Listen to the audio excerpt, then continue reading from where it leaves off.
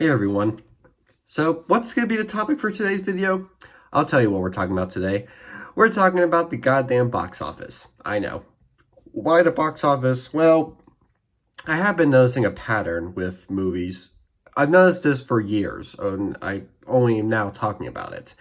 That pattern being that it's being used a lot to advertise films. When a movie is usually promoted on TV, one of the things I would say is, this is the #1 movie in the world. And I remember I used to see those and be like, really? Is that, you really saying this is the movie of all time? But yeah, so many movies were saying that. I was confused. I don't know how all these movies can all be #1, but then I realized there's a reason that they're doing this. They're calling them an ultimate box office hit. And when a movie is promoted by the studio or whatever, they usually promote it by saying this film was a hit at the box office. But it's not only with the box office. It's also with the Academy Awards. I've talked before about how I still have a soft spot for watching the Oscars and seeing movies win them, when a lot of people are just turning against them and are mostly just bringing up negatives on them. But it seems like that's also used to promote it. Usually an advertisement for a film would say, this is a movie that's not been nominated for so many awards or winner of this certain Oscar. And that's supposed to let you know something. And I'm wondering, why is it doing that? Well, what exactly purpose does the box office as well as the Academy Awards serve for a movie? Why are those being used to advertise something when really the biggest thing many people have grown to accept for a movie is what the actual reviews are? I mean, that's usually used too. Usually it would also say this has a certain score on Rotten Tomatoes, but I brought up before how Rotten Tomatoes can be pretty shitty, so let's not focus on that. That's kind of a different thing. I've talked before about that. Today's focus is on why they're using the box office as well as the Oscars to promote these movies. Now, this isn't going to be like a full fact video. I'm not working for a studio. I'm not proving a point. I'm just thinking of a theory. This is more like a thought video. A video where I pretty much analyze from my own viewing what this all is. This isn't going to be a propaganda. It's not me analyzing it as someone who advertises these movies. Believe me, you would not want me advertising something. No, it's just me looking through this and trying to make it more clear as something that I've been studying. Okay, that's a lie. I haven't really been studying, but I do know enough to talk about it for this video. As I look more into this, here's the thing with the box office. Nowadays, it's usually based off of what the movie is following. Because if you look at the top movies of the year, most of them are sequels and adaptations or whatever. Like for 2024, there are only 3 movies that came out that year that made over $1 billion, and they were all sequels. Those 3 movies being Inside Out 2, Deadpool, Wolverine, and Moana 2. And ironically, they're all Disney movies, so I guess you could say Disney's also a contributing factor to the box office. But yeah, they're all sequels. And it's pretty obvious. That's because, sequels are what grab people's attention. Sequels are the things that people want to go see because, ooh, what more can they offer? The first one was good. Let's see what this one has to offer. And it's funny, I actually am kind of glad to know that not every sequel to an acclaimed movie was a hit last year. Because, of course, we all know the Joker sequel was a huge bomb, and, I mean, rightfully so, it was bad. But, there are still those sequels out there that are trying too hard. And, it's good that some studios are learning that it's not always going to work.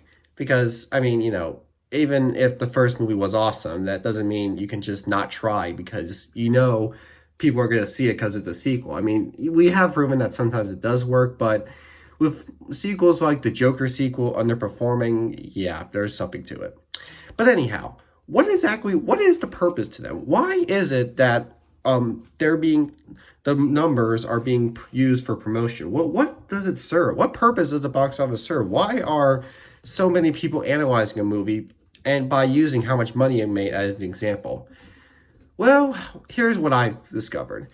I think the best way to describe what the box office does for a movie... Sorry, there's a stupid fruit fly in here. Had to come in by now, of all times. Anyway, you know what I think it means? I think it's about importance. Okay? Not important to, this being a movie that you should see because it's made so much money. Like, I'm not going to tell you, hey, you know that movie that just made over $300 million? Well, because of that, go see it for God's sake. Like, seriously, see how much money it made? Now you have to see it. You can't skip out of it. There's no, you have to see it. You're required to see it. But it's more so that movies' numbers can usually determine how important it could work for audiences. Audience members are not the best people to listen to when focused on a movie, but they are the people that these movies are mostly demographic to. Like, I'm hoping we like to know that movies aren't trying to focus on just critics or just those who are always watching the movie with lots of eyes and whatever, trying to really analyze it with their own ears. It's more so audience members are meant to, just be those regular people who work or, have their own lives and are ready to go see a movie just for fun. And usually that's what they're for. So when a movie makes so much money, that's more so based off of how important it is to audience members. So that being said, the movies that made $1 billion are the most important films for audiences, or to audiences, that is. It doesn't represent movies that are audiences consider the best. It's just those that have the most importance when it comes to how many people have seen it. They're the movies that I need to do something about that file. Hope it won't bother me too much. Anyway, they're more so the focus of how important it is to audiences. Because something in being important is different than something being amazing. Oh, because we all know that there are many great movies that didn't perform too well at the box office. Some of the greatest of all time were flops, like Shawshank Redemption, for example. That is among one of the best movies ever, and it bombed. So, does that mean it's not important? No, it is very impactful. But in terms of movies that are meant to be important to the audiences, I think that's what the box office is meant for. It's meant to be dedicated to show off how important a movie is to audience members. And that, with all that said and done, the critics are part of the box office too, but it's usually more so with how many audiences are seeing this movie. Almost got it. And yeah, I think the box office is made for that. I think the reason so many movies are advertised as making so much money or get the promotions of making over $1 billion or whatever, it's just to show you that this movie was able to be an important film for audience members. And therefore, that's how it can, stand the test of time. As not being something that we can remember as being good, but something we can remember as having a great impact on how many people wanted to see it. You know what I mean? Now, speaking of critics, they do have an importance too. I mean, yeah, we argue that Rotten Tomatoes has pretty bad critic scores sometimes, but overall, they do still serve a purpose in the industry. They are meant to still work their way into working on a movie. God, I thought that file was gone. I gotta do something about that. Anyway, they work in the way of, they are the ones who usually write the reviews. They're the ones who usually do still have an opinion on the movie, but make that opinion as smart and written as possible to where it's supposed to reflect on ideas that they would think more people would work for. So in a way, they're audience members with more that use it as a job. That's a pretty way to put it. They watch the movie in the same way audience does, except they do it as a profession. I almost forgot to say that word. They do it as a profession, and they have more experience with it. So, they use the experience of how many movies they've seen before and what they're focused on. They use a lot of focus to make the movie work. And their importance is probably where the Oscars come in. I think that the Oscars are another good example of representing importance to movies, along with the box office. With the box office representing how important a movie is to audience members overall, I think the Oscars also can be used to show how important a movie is to critics overall. And you can argue all you want, but it's the people who choose them are just no. But in all due respect, that's kind of where it goes for, I feel. I feel like, again, importance doesn't always mean, greatness. The most important movies of all time are not the greatest movies of all time. It's just, in terms of the Oscars, It's all about, giving out the awards for best picture, actor, or all that. And the amount of movies that win the most awards or win a certain type of award are those that are made to be represented as something that's very important to critics of the industry. So yeah, that's kind of what I think it is. I think both the box office and the Academy Awards are both used to represent the importance of a movie to a certain kind of audience member, with regular audiences represent the box office importance and critics representing the Oscars importance. And then in the middle, there's the overall review of the movie, which, as I mentioned before, is best usually described as what you would see from both critics and audiences mixed together. And as I mentioned before, that's what IMDb and Letterboxd are used for. They're used to kind of show how a movie is rated when looking at both critics and audiences.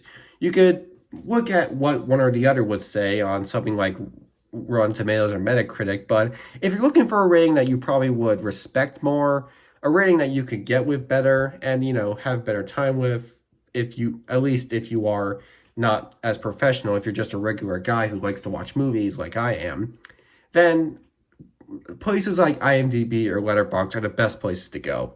Because with Rotten Tomatoes, you're going to have a hard time deciding what you should believe. But with stuff like IMDb and Letterboxd, like I mentioned before, that's where you're probably going to get a better taste of what the reviews are. So, I feel like I said a lot, haven't I? Honestly, that's just where it goes for. In the conclusion, what I'm trying to say is, from my view, I think that the reason that movies are being promoted with how it's doing at the box office and the Academy Awards is because they're both used to represent how important it is to the certain kind of viewer for the movie.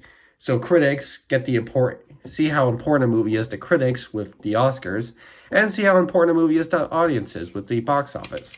And if you want to see how great a movie is to them, then that's where you go on Rotten Tomatoes for, or IMDb as I prefer.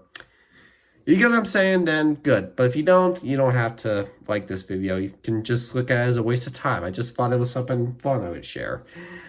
Eventually, I probably will look back at this and think, God, that was a stupid idea. I really, really need to think better. There are some things I can believe, but then when I get older, I realize that wasn't something I really believe anymore. So I'm hoping that this stays with me. I'm hoping I can still believe this as I get older. I hope that I don't look back at what I'm saying and think, I am so wrong. So let's hope that what I'm saying makes sense and that it's not something I will regret when I get older. Okay? Let's all hope that. So maybe some of you can leave a comment that do think what I'm saying makes sense to maybe help me out. So that'd be great. But if I don't see any comments that say that this makes sense, well, it's fine. I don't really see comments on my videos anyway. But if I do see someone post a comment saying that what I'm saying makes no sense, then yeah, I'll probably have to rethink my life.